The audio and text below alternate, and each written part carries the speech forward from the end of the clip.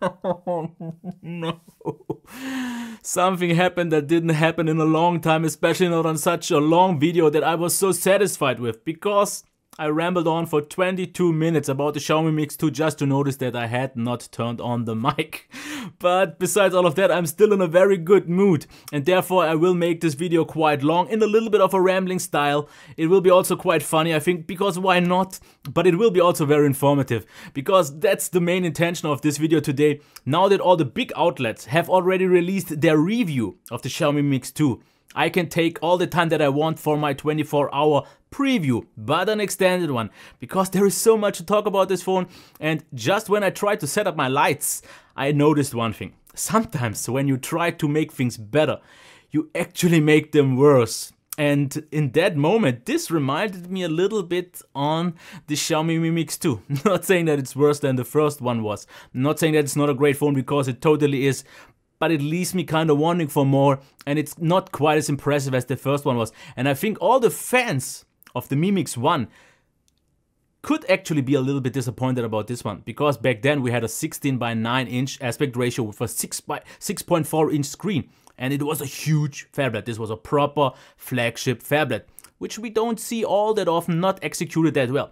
But now we went down to 5.99 inches, but with 2:1 in terms of the aspect ratio. And for me, this now is a 5.5 inch phone. I can't see this as a 6 incher, because a 6 inch phone, like for example, something similar to the Mate 9 or Nubia ZTE Z11 Max, they were noticeably bigger. And this is not quite the same thing anymore. So all the people who wanted this huge flagship from Xiaomi won't quite get this and might actually be disappointed, and especially also some things about the design, which I will get into later. But like I said, I will take all the time, because there is so much to talk about this phone, and in some way it will actually turn out to be almost a review, because I will give you so much information, but not quite as maybe definitive as later on in the review, because right now I need more daily use experience. I've used it for the first day and I was super satisfied with it, but there are a few things that I just want to mention, which I maybe won't in the review. So you should definitely watch both, and this will actually give you, I think, maybe even more so information. But now let's actually switch into it. And before we are going into the design itself, let's quickly compare with a few other phones, just so you get a feel of how big this phone is. As you can see here, side by side with the 5.15 inch Xiaomi Mi 6. You can see it's actually not that much bigger. If you would consider it's almost an inch bigger, which it is not really. It's more like 0.3, 0.4 inches in real diagonal size, but taller and so on. I want to actually get why I always say it's a 5.5 incher, because the Xiaomi Digi phone, this is quite a compact 5.5 inch, and as you can see, pretty much the same in terms of height, actually a little bit taller here in this case, but as you can see, the width, and that's the more important part. The Xiaomi Mi Mix actually is a tad little wider, and this just gives me the feel. And I actually have to say that the Xiaomi Digi makes a better better bezels. Now, because here 5.5 inch also kind of this bezel-less design. As you can see here, I can turn it on so you can actually see the bezel, but this actually has just about the same amount of side bezels as this one, but this one costs like 180 euros or something. As you can see, also pretty much the same width.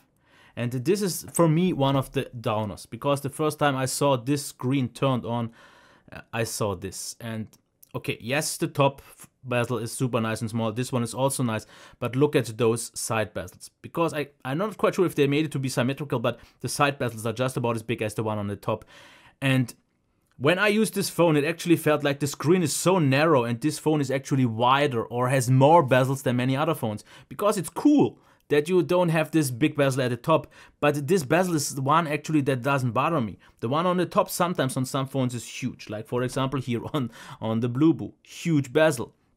But I want a narrow phone, and this is definitely not it. And that's why I just can't see there's anything else than a 5.5 inch in terms of actual width. Because what I've noticed actually, and I've complained about this for all the time now, about these 2x1 phones is, since they are so long, they are top heavy. And I've noticed this on the G6, I've noticed this on the S8, S8 Plus of course, and I'm sure also I will notice this on the Note 8 that I will get at the end of the week, because I did not really bother to get it any earlier.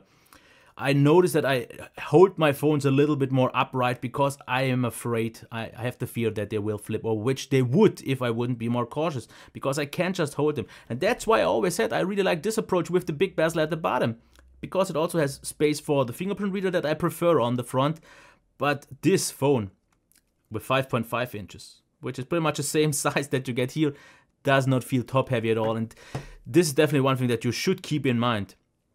And yeah, 2x1 at some point maybe will be better for video, but right now it has pillar bars, and I've talked about this on my last rambling. Usually you watch mostly at this part of the screen and the rest you scroll. You don't always look at this and then slowly go down so you can actually make the best out of the huge screen. So I think 2x1 is actually just an excuse to make phones more narrow and still say we have a huge screen, we have a 6-inch screen, but this is not really a 6-inch screen. But before I'm getting too much into that, this is not really complaining, this is a general thing that I'm not the biggest fan of these phones. But let's actually get back to the design, because if you talk about the build quality here for a second, it's superb. With the ceramic back that does not sound or feel hollow, it also is great. Okay, yeah, as you can see, it attracts a lot of fingerprints, a lot of them, but this, in theory, should not scratch up so much, because I actually regret buying the normal glass version of the Mi 6 by now, because mine is actually scratched up quite a lot, because as you can quickly see, this so many scratches by now, and I did not really do anything bad to this phone. So maybe the ceramic will hold up better. But one huge improvement over the Xiaomi Mi Mix 1 is that now the bezels, the sides are super grippy, and that, along with, for me, the ceramic back, gives me a great inner feel. Because I have to say, since this feels like a 5.5 inch, which is still a great size for many, and some people, if they want still great to see, this phone feels so comfortable in the hand, because what they actually did is put a lot of aspects to the design in some details, because this has a little bit, just a little bit of a bigger curve towards the back, which gives me this round in-hand feel, which lets me hold on to it very nice, because of course we have the front flat back, as you can see here, front flat back, yeah, that made no sense, for the flat front, with a super smooth transition towards the sides, without any gimmicky edge design glass. And this gives me a nice transition if I want to swipe inwards, and it feels so incredibly premium. It feels so comfortable in the hand, and for a phone this big actually is quite manageable with one. Also, buttons are placed nice, they click very well. Super big fan of that. Fingerprint reader, yeah, it's about very good, I would say. It's totally reliable. The screen turns on quite fast. As you can see, it unlocks, but it's maybe not quite as fast on the Mi 6, but totally fine. The camera, as you can see here, protrudes just a little bit, but for some people, the gold ring is a little bit turned off. I like the accent. I personally have nothing against it. The two LEDs, no IR blaster this time, but a mic, dual SIM, dual nano SIM, and we have all bands by this time, which is quite nice to see. Also, the speaker that works in tandem with the earpiece, USB Type-C, and the microphone here to make it symmetrical. We have a notification LED here, otherwise we don't have capacitive buttons and so on. The earpiece, of course, is here. So just to get back to the design, it feels amazing. Yes, I'm not the biggest fan of the side bezel, but it feels amazing, it looks amazing, and yeah, it is built super premium. Now let's actually get to the next thing after almost 9 minutes, the display. For many, it won't be a flagship display because it's just Full HD+. It's not impressive, I have to say that, because it's not the very brightest one, bright enough. It's sharp, totally sharp enough in my opinion. And it gives me a nice experience. It won't blow me away like some other displays, but it's super satisfying, and I will still easily give it a very good. Maybe not more, but I don't think it has to be. At least as long as the display is very good, I'm sold, especially for what this phone is. Okay, let's check the speaker here. Yes, still something on the front, thanks.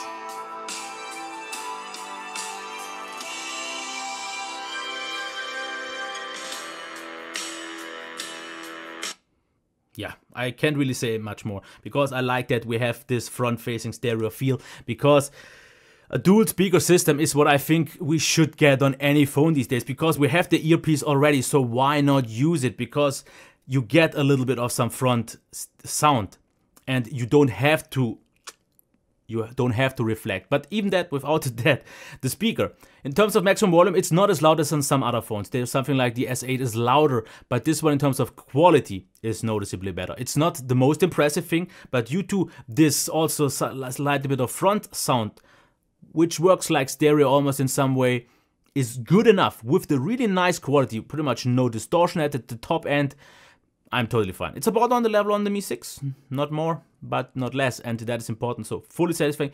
It could be louder, but it does not have to be, but it does not have to sound any better than it is because it's super nice. Headphone jack, not available without an adapter. And if it's as good as the adapter on the Mi 6 was with 8.5 or at MIUI 8, then it will be super fine. With 9, actually it got worse. Not quite sure because now I use the HTC U11 adapter that I have by accident actually, and that one sounds noticeably better, but I will have to check that. But let's get into the next thing, the performance. And I will actually say this. This right about performs exactly like the Xiaomi Mi 6 with MIUI 8. With MIUI 9, the Mi 6 got actually better because it now feels even more so fluid, transitions are nicer, and the phone feels just a little tad lightweight, more just better. But as you can see here, what is way better than on the Mi 6, at least on MIUI 8, was this. As you can see, pretty much no delay if we want to multitask. This was something that annoyed me on the Mi 6 because there was this huge delay. Not exactly here anymore. Multitasking is great. As you can see, I only use up 1 out of 6 gigs. Multitasking is great. It feels lightweight. There's pretty much no lag. And with MIUI 9, it will get just better. But even without, it is already on a flagship level because there's also not pretty much any motion blur. It feels super smooth in all aspects. So I'm still super pleased. And it is on a top 5 flagship level and it will get even better. But even if not, which it will, it is totally superb. Battery. Now, I've used it for 1 day now. And here's what I can already tell you. We have a slightly smaller, by 10 milliamps, smaller battery than on the Xiaomi Mi 6, and according to that it actually seems to hold up quite well, because I got about 1 hour less compared to the Mi 6 on that day. So usually on the Mi 6 I got like 6.5, sometimes possibly 7 hours of screen time on mobile data. And here today I was about at 5.5, so about an hour less. So usually it's 6.5, here it's 5.5. But I was actually quite close at some point to 6 hours. When I used the camera more, it drained a little bit more, but it seemed really nice. Standby drain seems actually also on mobile data quite solid, and I would say, don't take it after 1 day, I can't really properly judge it, but what I've seen after what I would expect it to get, knowing this kind of battery size, knowing the kind of Snapdragon 835 with this screen size and so on, I would say 7 to 8, if not even more hours, should actually be no problem on Wi-Fi. I totally see this. What else? Software. Actually, I'm gonna keep this super short. No, I'm not using the MIUI launcher. Sorry for that, but I really don't care because I'm not going into the software much because of one thing. It is running 8.5 stable and not MIUI 9 yet. So why even bother? Because I think until the point that I reach to make my review, MIUI 9, at least as a beta, will already be out. And if you want to know anything about MIUI 8.5 or 8 in general, you can watch pretty much any other review that I've did. The features are exactly the same. The camera is pretty much identical to any other MIUI camera. Software, you have things like Quick Ball, you have the theming engine, are really nice one, all those kind of features. So it's a very feature-rich, small tweaks and features-rich software, but nothing huge and groundbreaking. We don't have multi-window yet, but with MIUI 9, that is coming for sure. This will just get even better. There are some few quirks though, because I have to say one thing that I don't get at all. Okay, let's try this app. White navigation bar. Why? If anything else is black, white navigation bar as well. There are a few apps that do it right, because here everything is white. Here I don't have a problem with that. Also Google Plus, this is fine, but it should either adapt or be black all the time. It kind of feels like to me like they wanted to show or emphasize the bezels more, but it just makes no sense. And this was already a thing on the Mi Mix 1. You can't really get out of the way if you don't use maybe an exposed settings as far as I know, but without root it does not seem to be possible, which is a big downer because I just think this is ugly. And then maybe some other things like standby drain was bad on my Mi 6, even more so by now. Do not see this yet here, but it will come, I think. Now, the camera. What I'm going to tell you now is that I will show you all the pictures that I took today without any order. I didn't delete any extra ones, and I will take the time to talk a little bit about it, but not too much because I need more time with that cam, so just to keep that in mind. Okay, let's get into that. That's the first pic here, as you can see with the flash, without. So as you can see, low light is not killer, it gets quite grainy, but we'll get into that a little bit more now. Now as you can see here, pics can be quite good, but I don't think I will give this camera more than a very good at best because the autofocus is quite flaky. It's quite dumb actually. Sometimes it didn't get it all it should focus. It tends to overexpose in general, and the pictures as here can look quite good. I miss out a little bit on sharpness and some details, some clarity, like it doesn't 100% focus, but they are nice. I think the Mi 6 does a better job, but I will, just to make that sure comparison, I think also with the Note 8, just so we can see what something better and pretty much the best can do. But as you can see, your pics look nice.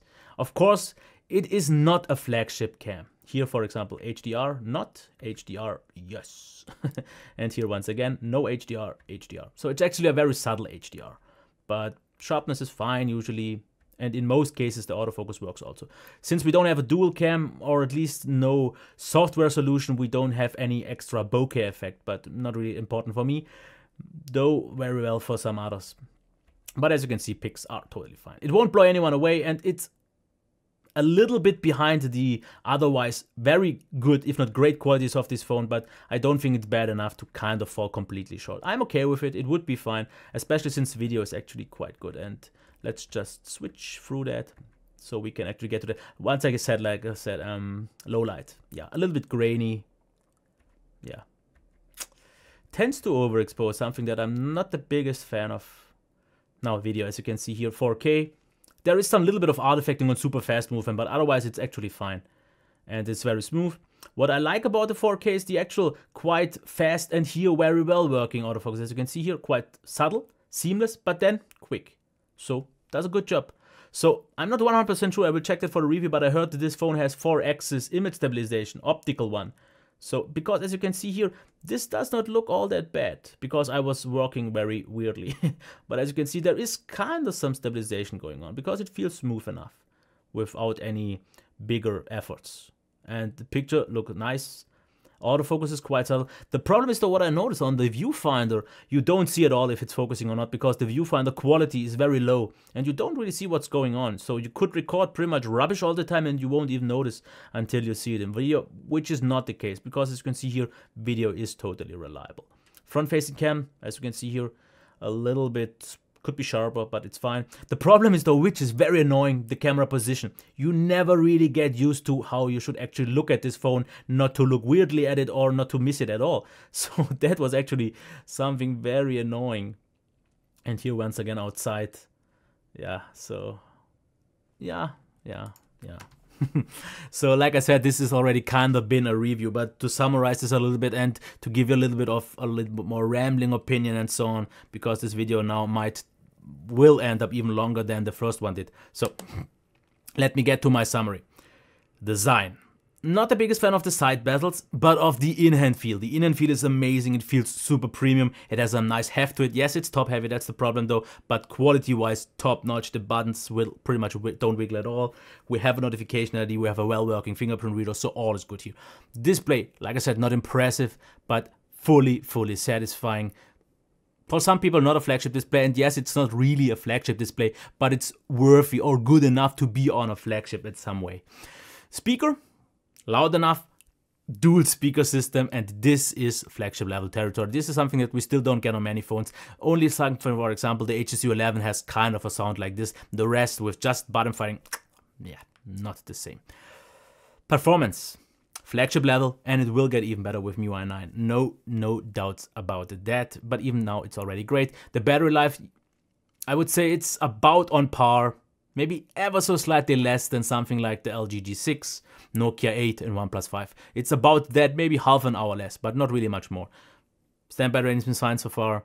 It will charge quite fast, I guess, but to properly judge that I need a few more days. This is just after what I see about that. But from my experience, I have to say actually my first day tells me pretty much everything I need to know, and really, really reliable.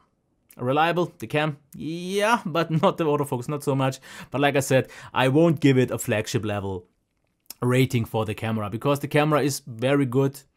Video actually almost great, maybe. I need to check that a little bit more, but otherwise I'm fine. The sound of the microphone was also good, but it is not an impressive camera. So if you are looking for a phablet flagship on a Note 8 level, you won't just get the camera here. But if you just check a few other things, because if someone would tell me, get a phablet, buy yourself a phablet around 5.5 inches, because this is, like I said, what I see. I just can't see this as a 6-incher. Because, for example, the Nubia Z11 Max, that was a 6-incher, 16:9, or something like the very compact Mate 9 for 5.9 inches. That is proper 16:9, 5.9 inches. And those phones are big. This, unlike the Xiaomi Mi Mix 1, does not feel big. This feels just as easy to use pretty much as a new Mi Digi, or a little bit harder to use, little bit. But that's already saying something, like for example a OnePlus 5. So at the moment, if I would have to get one phablet, so 5.5 inches around that, the two options for me right now are the OnePlus 5 and the Xiaomi Mi Mix 2. If I would have to consider something a little bit smaller, I would also consider something like the Nokia 8, because these are the only phones that I would personally consider buying. And will this be my daily driver, or could this be my daily driver? The reason why I think not is the following. First of all, the white bar. Okay, I could get rid of that once I root it and so on, but it's a little bit bigger than I would like to, but actually easier manageable. Not quite as easy, and if it would have been as easy as the OnePlus 5, then yes. But I still prefer the 5.15 inches of the Mi 6. It feels even more so ergonomic and smaller, just a little bit nicer. But then there are things like, for example, the camera, how to get used to the front-facing cam position. And that we have software buttons that I have to swipe up if I don't want to see the white bar, and a few smaller other things. I prefer the fingerprint reader on the front instead of the back and so on. But these are very subjective things, and like I said in my review, I will give you actually more definitive opinions. I mean a definitive rating, because right now I'm just basing all my judgment on 1 day of use. So I need more daily use experience to properly judge this phone. What I can then in the review give you is your definitive answer. So it is this, is this, is this, is this. What I see right now is more of my subjective opinion. So I really love the in-hand feel. And if you are someone who wants a bigger phone, this might very well be one of the best options. Yes, if you want a camera like on the Note 8, on the LG G6, on the,